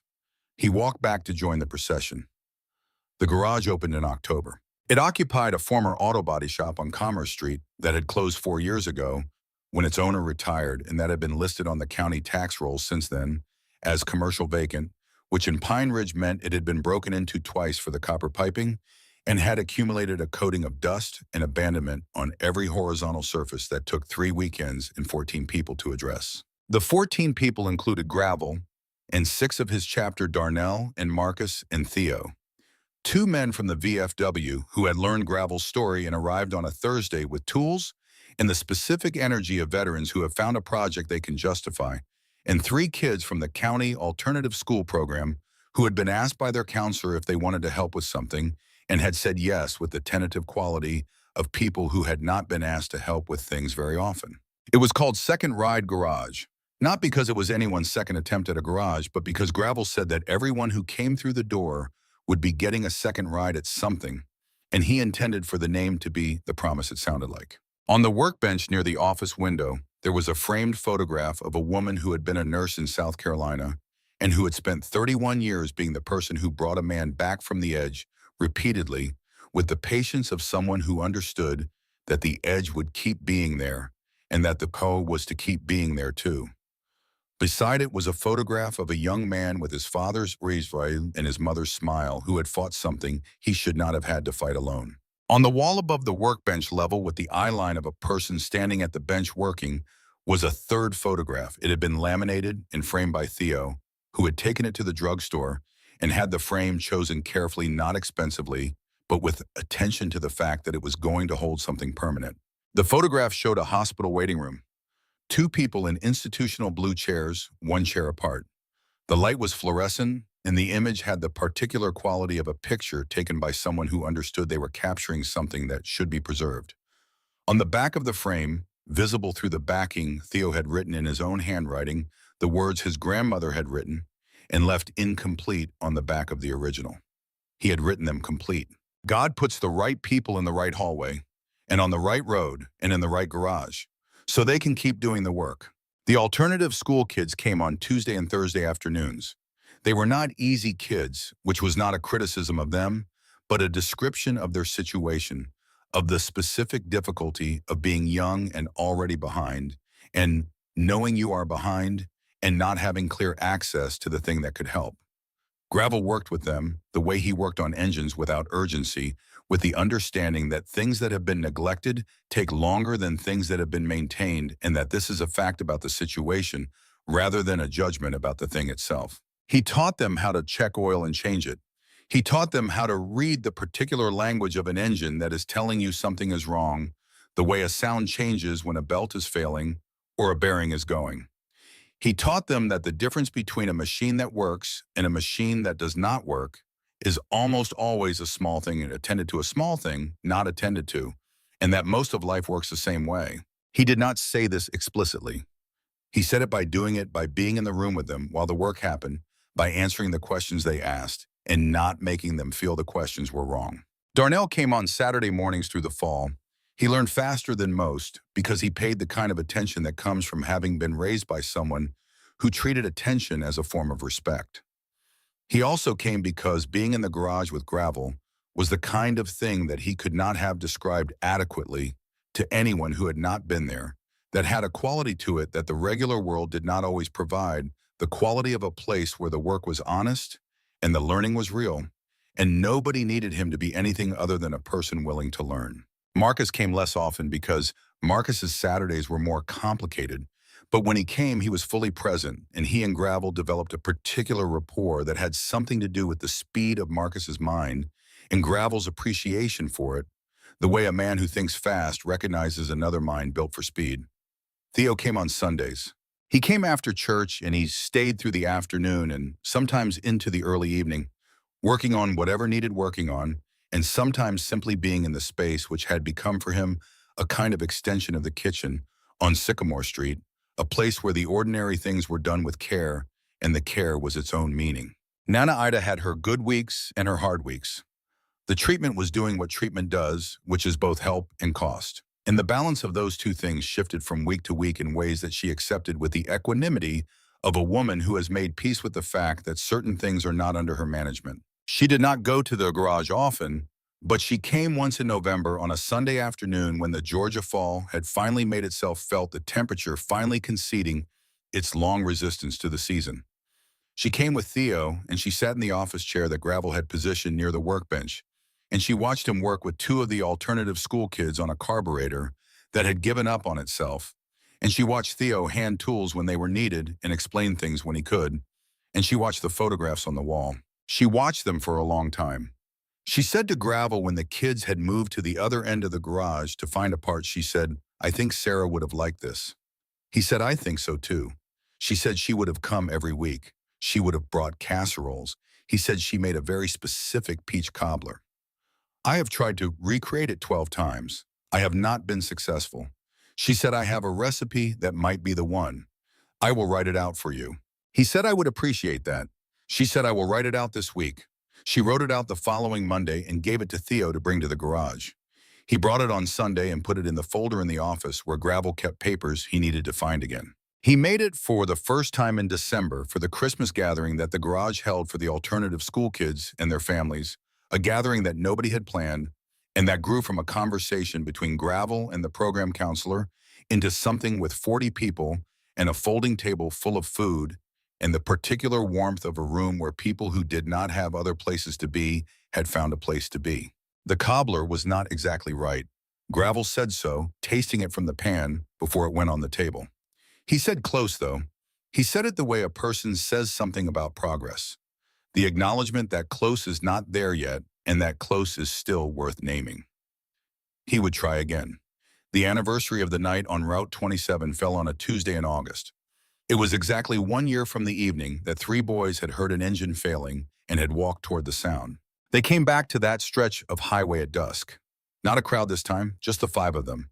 Darnell and Marcus, and Theo, and Gravel, and Nana Ida, who came in Theo's car because walking the 2 miles from the junction was not something her body was offering her right now, and she had accepted this with her usual practical grace. They stood on the shoulder where the gravel was, the same gravel where the tree line was the same tree line, where the last of the August light was settling into the pines in the same direction it always settled. Gravel had brought flowers. 2 small bunches, one for each of the photographs on his mirror, which he had transferred from the garage for the occasion.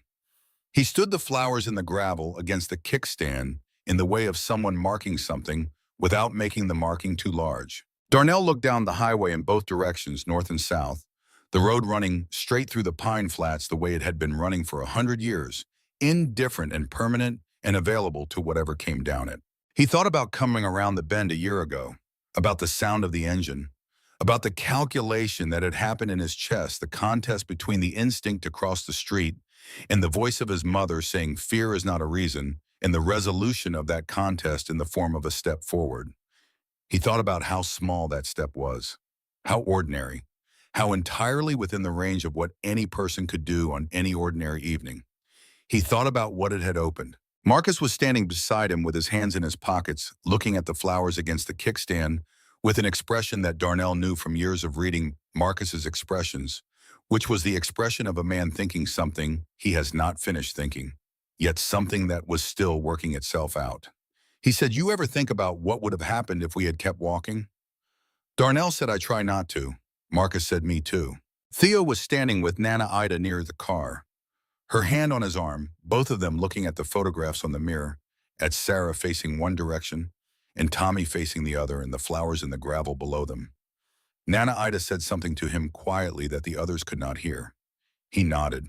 He looked at her face in the evening light and memorized it the way you memorize the faces of people you know you are going to need to remember. She had told him that morning that the doctor had said the things that doctors say when the treatment is doing what it can do, and the question has become one of time rather than outcome. And she had said it with the same directness and the same absence of self-pity that she brought to everything. And he had sat with it the way she had taught him to sit with things fully and without flight, because the sitting was the only honest response to a true thing. She had said, "I have done what I came to do." He had said, "You have done more than that." She had said, "You carry the rest." He had said, "I know." And he did know. He knew it the way he knew the shape of the kitchen on Sycamore Street, and the sound of her voice in the early morning, and the weight of her hand in his when they walked together, the way, the things that have made you completely, and in the bones. The dusk deepened over the Georgia pines. Gravel stood at his motorcycle with his hands on the handlebars and looked at the road ahead north and south, the same road that had been here for all the years that everything else had changed, that had received everything that came down, it without prejudice, the good and the difficult and the ordinary and the extraordinary, and the people going somewhere and the people who had forgotten where they were going. He thought about a Tuesday evening 1 year ago. He thought about what he had intended and what had happened instead. He thought about the sound of a basketball pump in the August heat and tape and the earnest improvisation of three boys who had decided that the situation required them and had shown up accordingly. He thought about Nana Ida beside him in a November hospital hallway, one chair away being still. He thought about Sarah in every form he carried her in the photograph on the mirror, and in the cobbler recipe, in the office folder, and in the particular way the light fell in the late afternoon that he had noticed for 31 years because she had taught him to notice it. He thought about Tommy, and the thought of Tommy was what it always was, layered and unresolved, the grief and the guilt and the love that had nowhere to land anymore, except in the ongoing fact of living in the doing of the work in the garage on Commerce Street, where kids who needed someone to believe in them could come on Tuesday and Thursday afternoons and learn that things can be fixed when the damage is attended to. He thought, Sarah, you would have come every week. He thought, Tommy, I am sorry I did not know how to be in the room with your particular darkness. I am learning. He was not done learning. He did not expect to be done. He had come to understand in the years since a basketball pump and some tape on a Georgia highway had interrupted his last plan, that the work of staying in the world was not a project with a completion date. It was the ongoing practice of showing up day after day in whatever form the showing up required, and doing it again the next day regardless of how the previous day had gone. Some days the garage, some days the cobbler recipe that was close but not yet right. Some days the drive to Sycamore Street to sit in the kitchen with Nana Ida and Theo and do nothing in particular except be present in a place where presence was wanted. Some days just this, a highway shoulder at dusk with four other people and two photographs and flowers in the gravel and the Georgia pines going dark against the August sky. He started the engine. Not to go anywhere. Not yet. Just the sound of it, the most familiar sound in his life. The language he had spoken for 30 years, through everything that had happened in those years. The sound that was both the machine and him, inseparable by now. The steady note of something that was running, because it was maintained, because someone paid attention. Because small things attended to made the difference between a thing that worked and a thing that did not. Darnell looked at Marcus.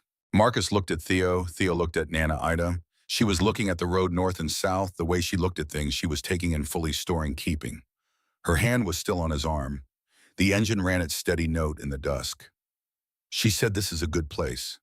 She said it the way she said things that were simply true. He said, it is. She said, remember it. He said, I will remember all of it. She said, I know you will. The light finished its work on the pines, and the highway went to its nighttime color.